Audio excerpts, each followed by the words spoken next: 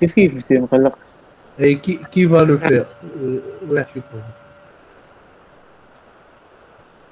لحظة وقاعد نجرب نشوف يلا احتمالات. مش قاعد نحل D'accord. Ben, donc, je vais commencer le cours. Vous pouvez désactiver le micro. Hein. Donc, Ayman, désactiver le micro. Ou tout à l'heure, lorsque vous êtes prêt, donc vous pouvez prendre le micro et partager l'écran. D'accord?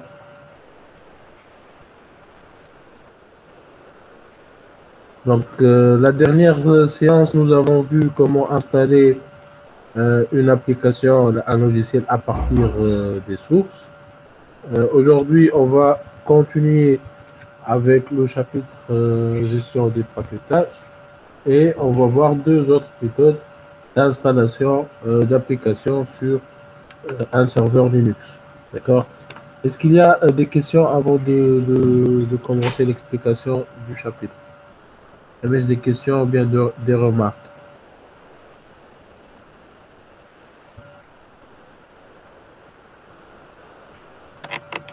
Pas de questions? Ouais. Donc, oui.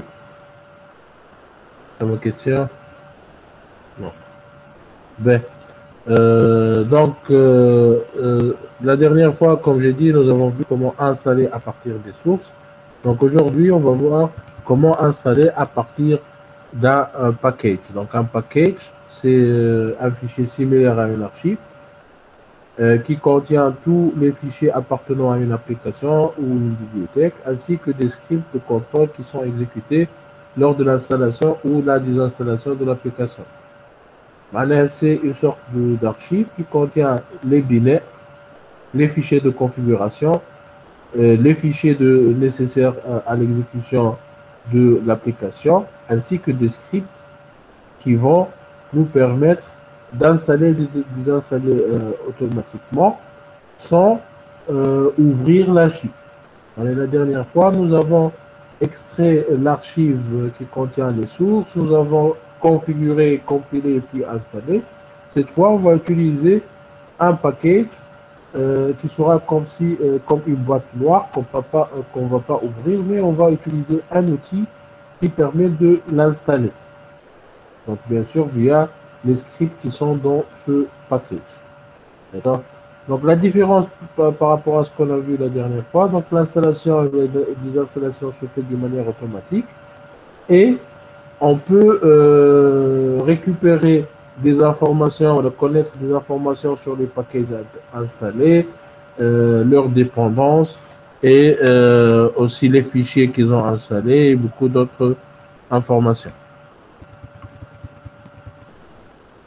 Donc, il n'y a pas un seul format sous les distributions Linux pour les packages. Donc, il y a deux grands formats, voilà, deux formats très utilisés. Le format RPM pour les distributions Red Hat et le format Deb pour les distributions Debian. Donc, un paquet RPM, il a l'extension .rpm et il permet de faire l'installation automatique donc sous les distributions CentOS, Red Hat ou bien Mandrake. Pour les paquets Deb, donc ils ont l'extension .deb et il permet de faire l'installation automatique sous les distributions de la famille Debian comme Debian et Ubuntu. D'accord? Donc je vais commencer par expliquer l'outil RPM. En bas, je vais expliquer les outils utilisés avec voilà, sous les distributions Debian.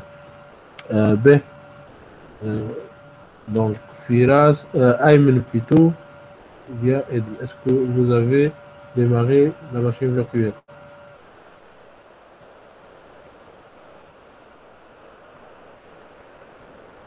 Oui, monsieur.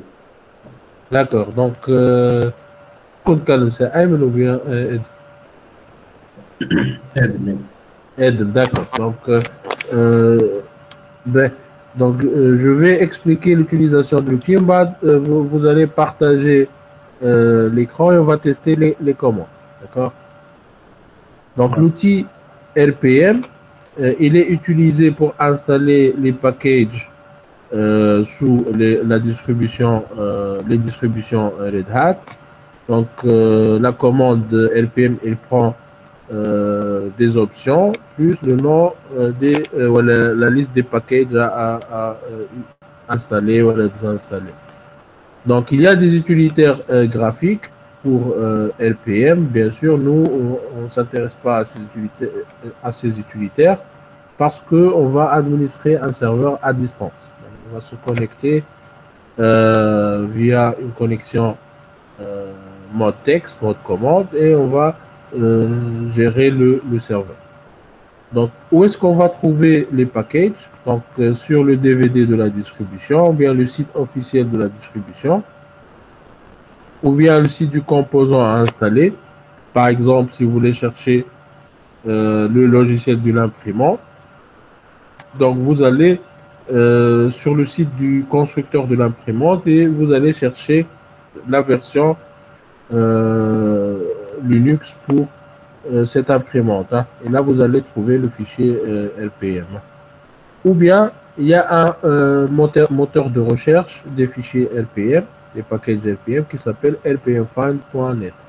Donc, ce moteur, vous pouvez l'utiliser pour chercher les packages. Donc, pour télécharger le package, vous pouvez utiliser la commande wget et vous mettez le chemin du fichier RPM donc pour télécharger à partir d'Internet, bien sûr. Donc, les options usuelles avec la commande RPM, donc l'option I, c'est pour installer, donc RPM-I suivi par le nom du package, ça va l'installer. Donc, on peut ajouter l'option V, ça veut dire le mode verbose, donc pour afficher les messages lors de l'exécution de la commande. Et H, c'est pour afficher une barre de progression. Donc, RPM-IVH, c'est pour installer. Ou bien -I, tout simplement, ça va installer le package. Pour désinstaller le package, l'option c'est -E. Donc, RPM-E pour dire Iris. Donc, RPM-E suivi par le nom du paquet, ça va le désinstaller. Donc, pour mettre à jour un package déjà installé, si on a une version plus récente que la version installée, donc l'option c'est -U majuscule. Donc, U pour dire upgrade. RPM-U majuscule, ça va mettre à jour le paquet. S'il n'est pas installé, elle va l'installer. D'accord? On peut aussi récupérer des informations à partir de la base de données des RPM sur la machine, donc à l'aide de l'option Q. Q pour dire query. Allez, on peut interroger la base de données RPM de la machine. D'accord? Donc l'option RPM-QI suivi par un fichier RPM, ça va afficher les informations sur le paquet. QL suivi par un paquet, ça va lister les fichiers et les répertoires du paquet. -Q -require, ça va afficher les dépendances du paquet. Et -QA, ça va lister tous les paquets installés. Donc, on va faire un petit exemple. Donc, Ed, est-ce que tu peux partager l'écran? Oui, monsieur. D'accord.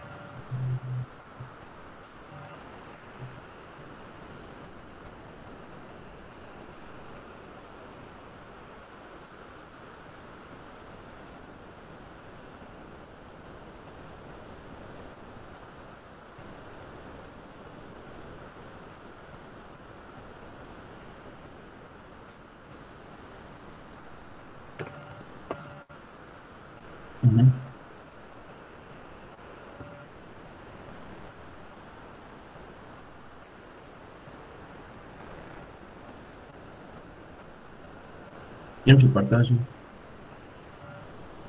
Pas encore, oui. Ben, donc, est-ce que tu peux augmenter la taille du terminal? Ok. Ben, et tu peux aller vers le menu View et tu augmentes la taille. Donc, menu view du terminal. لا مش غادي كنترول بليز كنترول بليز كتمشي وين؟ ارجع تيرمينال ونزل كنترول بليز. بون ما عنديش البليس الكلافير خاطر عندي سمي. Tu peux aller directement vers le menu view. T'as terminal. لا ما غير ما صار التيرمينال. باهي هو. Menu view et zoom in. D'accord, je pense que c'est visible pour tout le monde. Hein. D'accord, donc tu peux exécuter la commande RPM.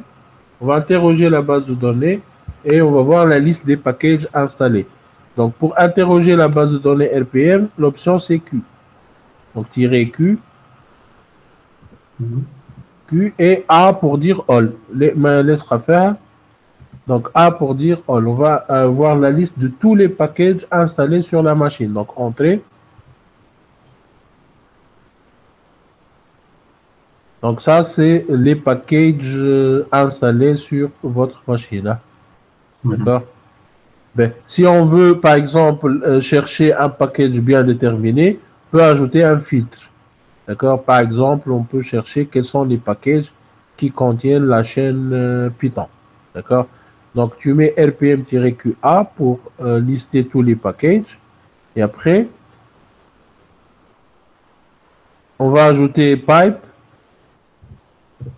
Et on va mettre grep, les pipes barre verticale avec touche 6 du clavier. AGR 6. Espace grep. Donc on va grep EP, grep grep. Donc c'est un filtre pour chercher une chaîne dans un fichier. Donc grep espace et on va mettre par exemple Python. Python. Donc là, qu'est-ce qu'on va faire? On va la commande rpm-qa, donc ça va afficher. On a cherché tous les packages qui contiennent cette chaîne.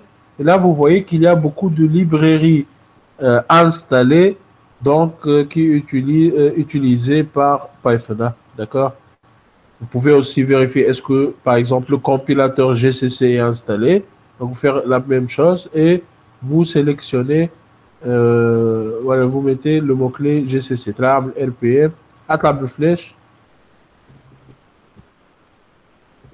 et tu mets GCC pour voir est-ce que le compilateur GCC est installé. Donc l'année, il y a une librairie plutôt qui est installée, libgcc 4.4. Tu n'as pas installé GCC, hein? Non. D'accord. Tu as where is GCC de where espace GCC. Entrée. Donc il n'est pas installé. D'accord. Ben. Donc, comme je dis, Q c'est pour interroger la base de données, A c'est pour afficher toutes les informations, tous les packages installés.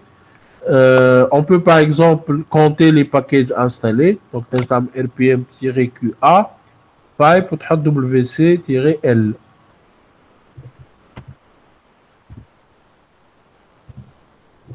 Passe-l, donc pour compter les lignes. Donc là, on va voir combien de packages installés. Entrée. 1300. D'accord. Ben, aussi, on veut avoir des informations sur un package bien déterminé. Donc, rpm-qi. D'accord. Donc, tu peux copier la chaîne libgcc avec, amener la sélection, amener la copier.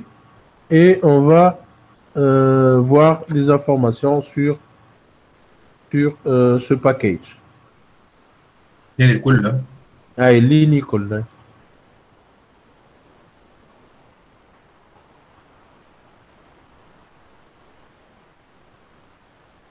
c'est bon. Entrée. Donc là, vous allez avoir des informations donc sur la librairie, comme le vendeur de la qui a créé cette librairie, la version, la licence, donc l'URL du site de la librairie, une description, donc quand est-ce que la librairie a été installée, sur quelle machine elle a été compilée, et ainsi de suite. Voilà, toutes des informations sur cette librairie, la taille, et ainsi de suite. D'accord? Ben, si vous voulez maintenant connaître quels sont les fichiers qui ont été créés par un package lors de l'installation, l'option c'est L. La QL est suivi. Vous pouvez faire Aml flèche, Atlab flèche. Tu peux refaire la même chose. L. Donc l'année, on va voir quels sont les fichiers qui ont été installés avec la librairie. Hein. Donc, vous voyez ici, il y a le fichier libgcc.so dans /lib64 et ainsi de suite. Hein. Il y a des fichiers, il y a de la documentation de la librairie dans usershell/doc et ainsi de suite. D'accord? Donc vous pouvez connaître pour chaque package installé quels sont les fichiers qui ont été créés. Ben, aussi, vous pouvez connaître, vous pouvez chercher dans le système de fichiers Linux quel est le package qui a installé tel fichier. Alors, tu peux, par exemple, mettre rpm-qf et n'importe quel fichier du système de fichiers qui va par qf. Donc Q pour dire query, F5, on va mettre par exemple /etc/passwd, le fichier qui contient les mots de passe. On va voir quel est le package qu'il a installé. Donc c'est un package qui s'appelle setup. Donc c'est un package utilisé lors de l'installation de la machine. Vous pouvez faire ça pour n'importe quel fichier sur votre machine. D'accord? Bien sûr, le fichier doit être installé par un package et non pas un fichier créé par l'utilisateur. Hein. Est-ce que c'est clair? La mèche des questions. C'est clair ou non?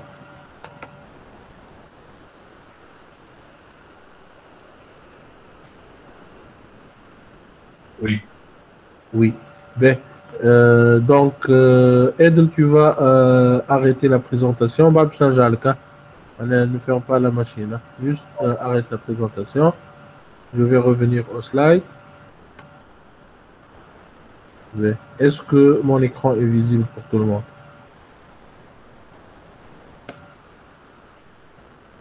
Adin, tu ouvres l'écran تاعي? Non, monsieur.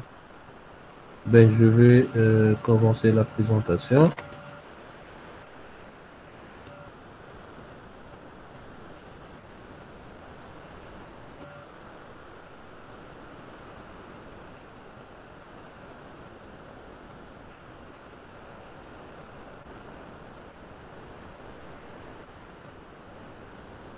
Maintenant?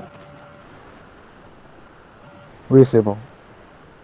Ben, donc, pour résumer, la commande EPN, ça permet d'installer des packages sur les distributions Red Hat qui m'a CentOS. Donc, l'option pour installer un package, c'est I, donc rpm-i suivi par le nom du package. L'option pour supprimer un package, c'est -E, suivi par le nom du package. Pour mettre à jour un package, c'est -U, le nom, et après le nom du package. Et avec l'option Q, on peut interroger la base de données RPM. Donc, c'est quoi le problème avec l'outil RPM? C'est que si notre package dépend, voilà, a des dépendances, il faut installer les dépendances. D'accord? Après, on peut installer notre package. La gestion des dépendances se fait d'une manière manuelle. Donc, c'est quoi la solution? C'est d'utiliser un installateur en ligne. Donc, l'installateur en ligne utilisé sur les distributions Red Hat, ça s'appelle Yum. Donc, Yum, ça permet de gérer les packages RPM en ligne Donc, c'est l'équivalent de l'outil apt sous les distributions Debian. Donc, Yum, il cherche les paquets sur des sources qu'on appelle dépôts. Donc, un dépôt, c'est un ensemble de packages sur un serveur. Et la liste des dépôts doit être mise dans le fichier /etc/yum.conf ou bien /etc/yum.repository.d. Il y a des outils graphiques similaires à Yum, bien sûr, on ne va pas s'intéresser à ces outils. Donc pour la commande Yum, Yum list, ça va lister les packages installés.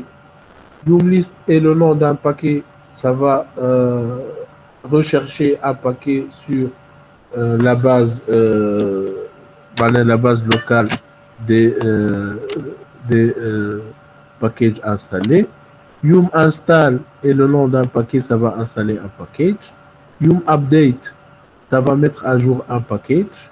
Yum remove, ça va supprimer un paquet. Yum search, ça va chercher un paquet RPM. Donc, on va faire un exemple. Donc, Ed, est-ce que tu peux remettre la présentation? Voilà, tu peux passer en mode présentation.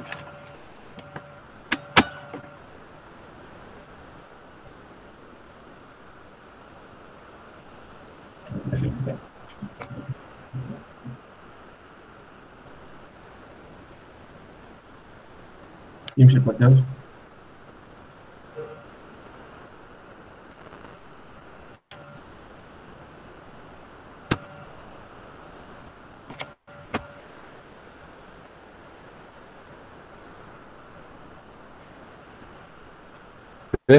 Donc, tu peux taper Yum espace list pour afficher les packages installés. Hein. Donc, ça, c'est l'équivalent de LPM-QA. Donc, on va voir les packages installés. Et pour installer un package, puisque tu n'as pas installé GCC, on va l'installer avec la commande Yum. Hein. Yum, il va installer GCC et ses dépendances. Donc, Yum espace install. Et j'espère que tu as une bonne connexion Internet. Hein. Ça va télécharger des fichiers hein, à partir d'Internet. Donc, Yum install GCC. Simplement. Donc, comme vous avez vu, Yum a vérifié sur Internet est-ce que ce package existe. Il a affiché les dépendances de ce package donc, et leur version. Puis, il a demandé donc est-ce qu'on peut installer. Donc, votre camarade il a confirmé. Maintenant, Yum, il va télécharger le package. Il va télécharger ses dépendances. En bas, il va faire l'installation. Donc, tu peux taper yes.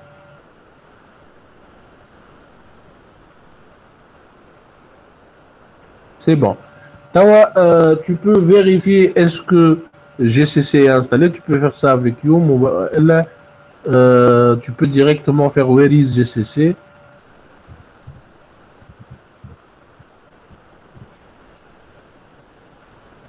Déjà. Donc GCC il est installé sur le répertoire /user /bin. Tu peux par exemple taper rpm -qa pipe grep GCC.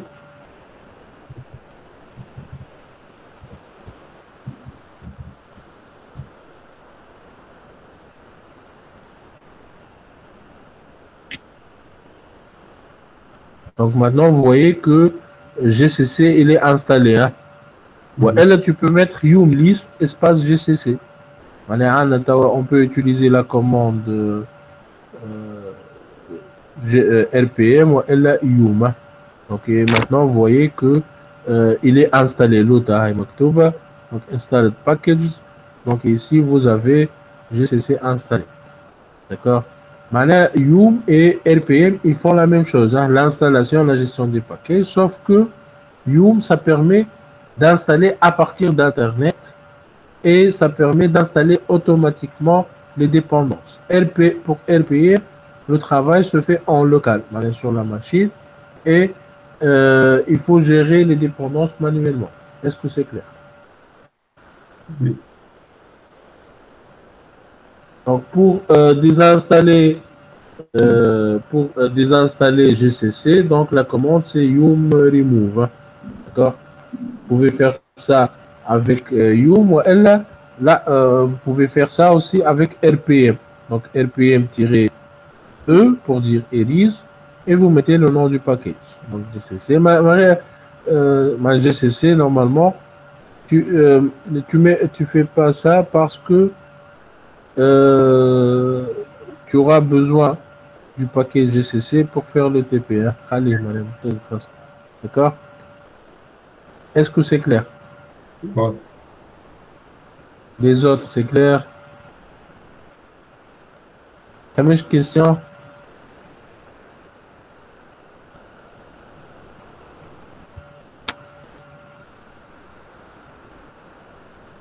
Claire B. Donc, je vais revenir au slide. Donc, Ed, tu peux arrêter la présentation. Merci.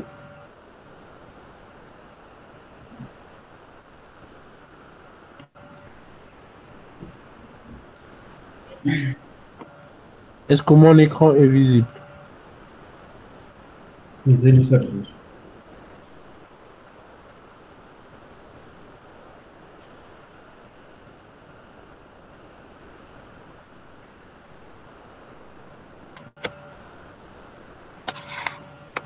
Est-ce que l'écran est visible pour tout le monde? Oui, monsieur. D'accord. Ben, donc, maintenant, je vais passer à l'outil suivant. Donc, pour les distributions Debian, donc l'outil à utiliser, il y a deux outils, donc qui m'a les distributions Red Hat, un outil pour installer en local et un outil pour installer en ligne. L'outil à utiliser pour l'installation en local, ça s'appelle DPKG. L'outil pour installer en ligne, ça s'appelle APT. Et les fichiers, ou les paquets, ils ont l'extension .deb. Touche LPM. Donc, les options de la commande DPKG, donc DPKG-I, ça va installer un package. -R, ça va désinstaller. R pour dire remove. DPKG-P, majuscule, c'est pour supprimer un package et supprimer ses fichiers de configuration.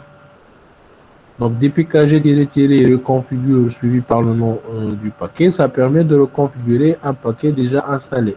Alors, si au moment de l'installation d'un package, il y a une configuration à faire, donc vous pouvez refaire la configuration pour un paquet déjà installé avec l'option -reconfigure. DPKG-P suivi par le nom d'un paquet, ça va afficher des informations sur un paquet déjà installé. -L, ça va lister tous les packages installés. -L majuscule, ça affiche la liste des fichiers du paquet. -S, ça donne le package auquel appartient un fichier. -S, ça affiche l'état et les informations relatives à un paquet installé. Donc, je vais faire des exemples. Donc, je suis connecté avec une machine Ubuntu. Donc, Ubuntu, elle appartient à la famille Debian. Donc, l'outil à utiliser ici, c'est DPKG. Hein. Et on va tester les commandes. Donc, je vais commencer par DPKG-L. Donc, DPKG-L. Ça va afficher les packages installés sur la machine. Hein. D'accord? C'est l'équivalent de RPM-QA. Donc, il affiche les packages installés sur la machine. Donc, vous pouvez sélectionner à l'aide d'un mot-clé, de grep et le nom du paquet.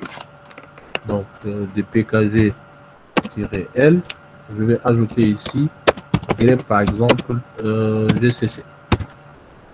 Donc l'année, ça va m'afficher tous les packages qui contiennent le mot-clé GCC, hein, MySQL par exemple.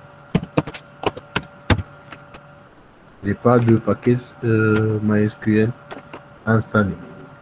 Ben,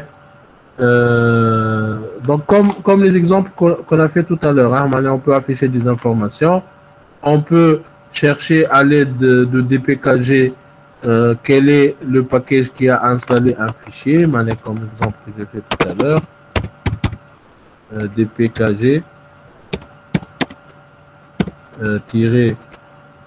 -l majuscule.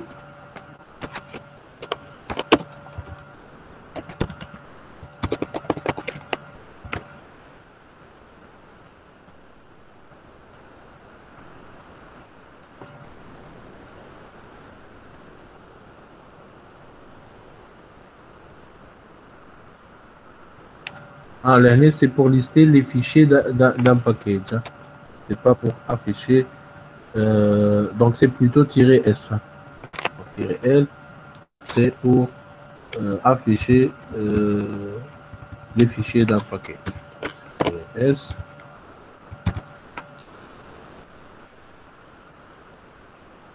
Donc, l'année, par contre, le fichier /etc/passwd n'a pas été installé par un package. La distribution est bien.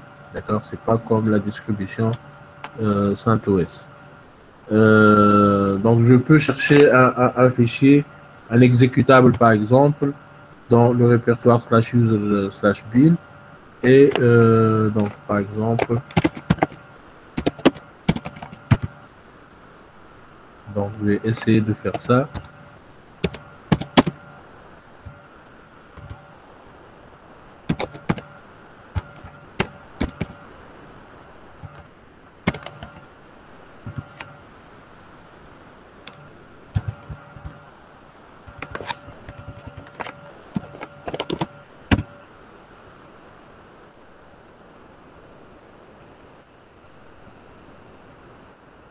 Donc l'année, ça a affiché le package donc GCC, tout simplement. D'accord. Ben,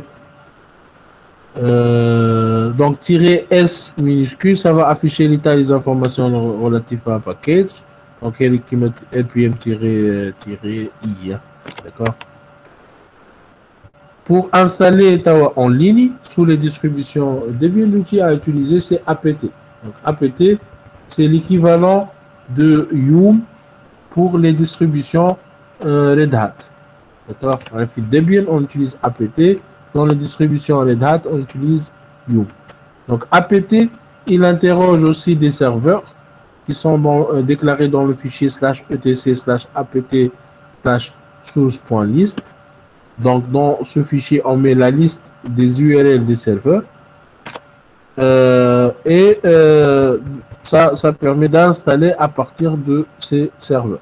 Donc, on peut installer des packages et leurs dépendances. Donc apt-get pour les options, donc apt-get update, ça permet de construire une base locale à partir des serveurs. Mais généralement, on commence par taper cette commande avant de commencer l'installation d'un package pour construire, pour voir les versions actuelles des packages disponibles sur les serveurs. Donc apt-get upgrade, ça permet de mettre à jour tous les paquets installés sur la machine s'il y a des versions plus récentes sur les serveurs. apt-get dist upgrade, ça va mettre à jour toute la distribution. Allez, on peut passer d'une version à une autre et on peut mettre à jour la version du noyau à l'aide de apt-get dist upgrade. Il y a bien sûr une nouvelle version de la distribution. apt-get install suivi par le nom du paquet, ça permet d'installer un paquet.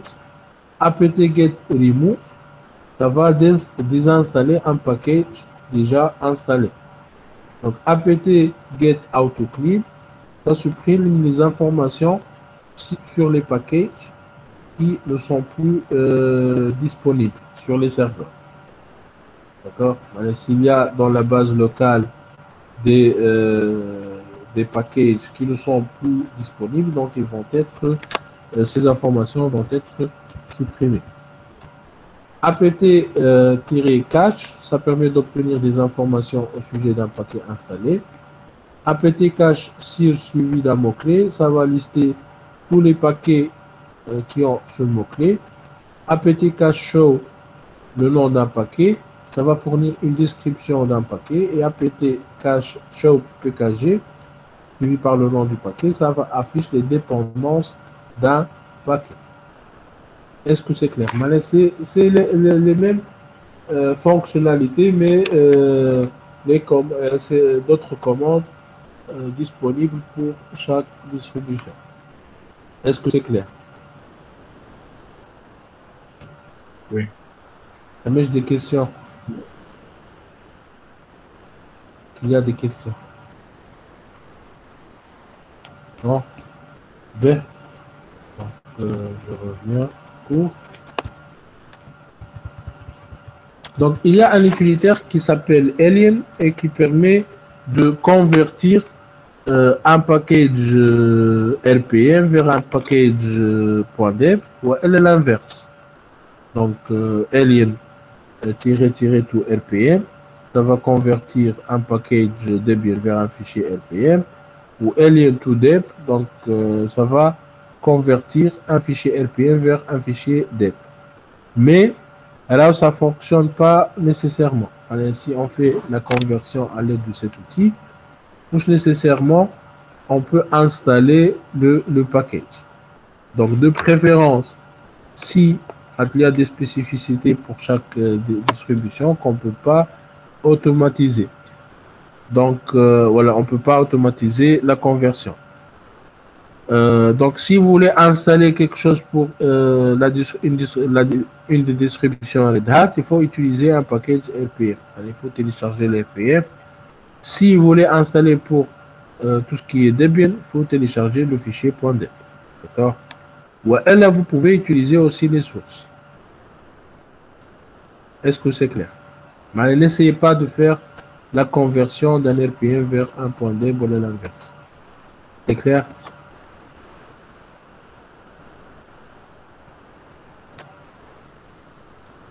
Oui. Ben, donc, la dernière fois, nous avons commencé un TP. Donc, TP, gestion des packages. Est-ce que vous avez fait le premier exercice?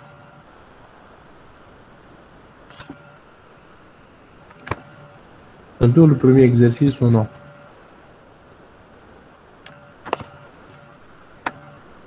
Donc, le premier exercice, c'est l'installation d'un serveur web qui s'appelle d'un serveur web open source qui s'appelle LightHTTPD à partir des sources. Il y a quelqu'un qui a fait ça? Non?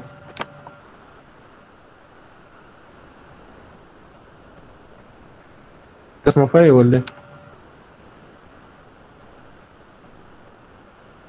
Est-ce que vous m'entendez? Oui. Ben, vous n'avez pas fait le TD, le TP, voilà, l'exercice 1 du TP. Donc, ce que je vous demande, c'est de faire l'exercice 1, donc comme les sources, avec l'exercice, avec l'énoncé du TP. Ce que vous allez faire, c'est extraire, voilà, décompresser et extraire les sources. Bah, vous allez mettre ./configure pour configurer. Là, s'il y a des erreurs, donc il y a des dépendances qui manquent, il faut installer ces dépendances. Donc, vous savez comment installer à l'aide de npm ou LU. Puis, vous allez compiler à l'aide de make et installer à l'aide de make install. Et bien sûr, make install, vous devez la faire en mode super utilisateur. D'accord? Donc, une fois que vous installez, vous allez tester le serveur web. Un fichier de configuration fourni avec le serveur et une page HTML que vous pouvez utiliser pour tester le serveur. Est-ce que c'est clair pour l'exercice 1?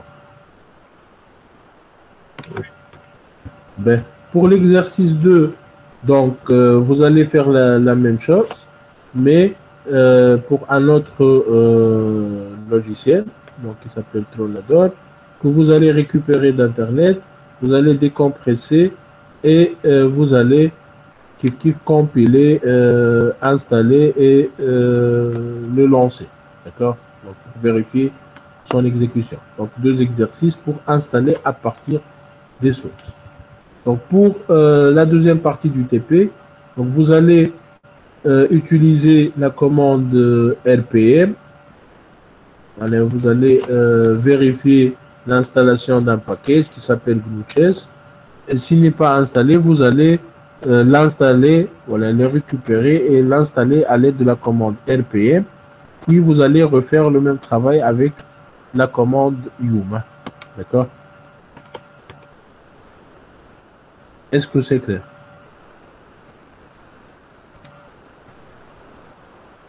Donc pour l'exercice 2, vous allez faire donc aussi voilà, tester les commandes RPM.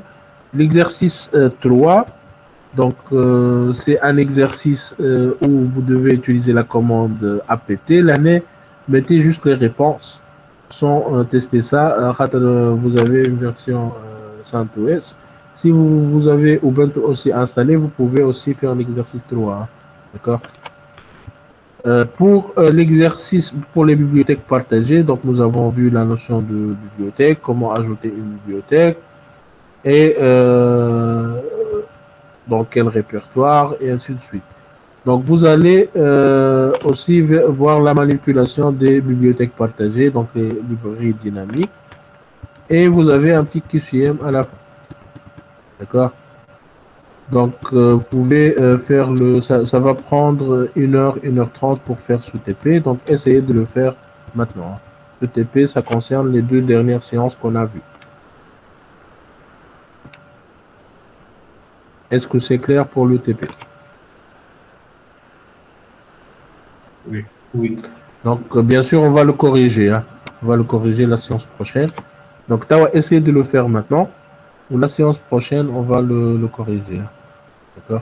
Donc, ça sera tout pour la séance synchrone. J'espère que vous allez le faire maintenant ou comme ça. On peut, vous pouvez préparer des questions pour la séance prochaine. C'est عندي سؤال على التي بي init. Oui, هو في الكاستيون معناتها البي يعمل لك faire en sorte qu'à chaque passage au niveau de l'exécution de 5 le script معناتها السيرفيس يعيط للستار الباساج Oui. نتاع نيفو 3 السكريبت يعيط للستار oui, كي تحطو انت كي تكونفيغوريه باش سي كونفيغ وتعطيه معناتها كيما نقولو في الاون في الدروا والاوف في السانك oui. وتقلب في الستارت يعيط معناتها يخدم اما كي تلقاه اوف ماهوش لا يعيط للستوب جست يعيط للستارت في الاوف ماهوش لا يعيط. Allez, pour l'exercice 1. هاي D'accord. Donc, je vous ai mis la correction dans le TP. Donc, en fait, il y a un fichier qu'il faut créer. Donc, le fichier /var/log dans le répertoire /var/subsys/log. Vous devez créer un fichier. D'accord? Ce fichier, ça permet de montrer au processus init est-ce que le service est démarré ou bien arrêté. Si vous ne créez pas ce fichier, vous n'allez pas pouvoir appeler la fonction stop lorsque vous changez de niveau d'exécution. Donc, je vais vous montrer la correction et je vais l'expliquer. Donc, c'est le TP init. Hein. L'écran est invisible, ou l'est? Oui. D'accord. Ah, d'accord, j'ai pas mis ça pour l'exercice 1, oui. Donc, l'exercice 2, du tâche /var /log/sub6 et puis j'ai mis le nom du service. En bas, j'ai mis rm/var/log/sub6 et j'ai mis le nom du service.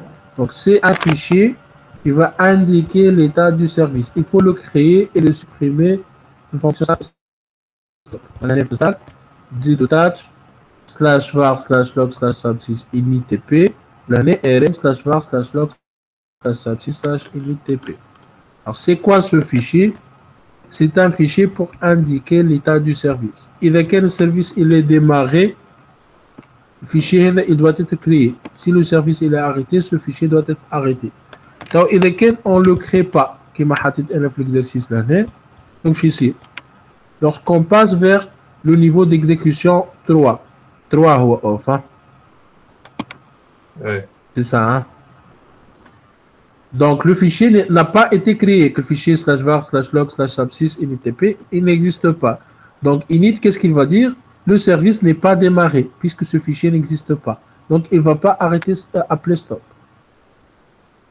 Le stop n'est appelé que si le service est démarré. Et start n'est appelé que si le service est arrêté. Donc, comment init, il peut savoir est-ce que le service est arrêté et démarré? C'est grâce à ce fichier qu'on doit créer manuellement. Est-ce que c'est clair? Wow. D'accord. Avec Alej, on dit qui t'a dit le 3, même si je maintenant le fichier. Mais qui t'a le 5, tu as le fichier. Oui ou non? Donc, dis que le fichier avec et ça va marcher. Merci. D'accord. Ben, il y a d'autres questions?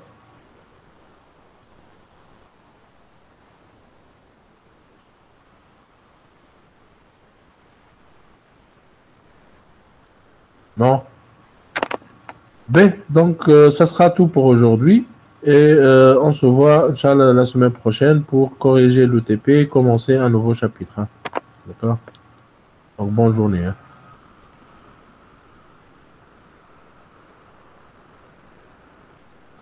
Bonjour.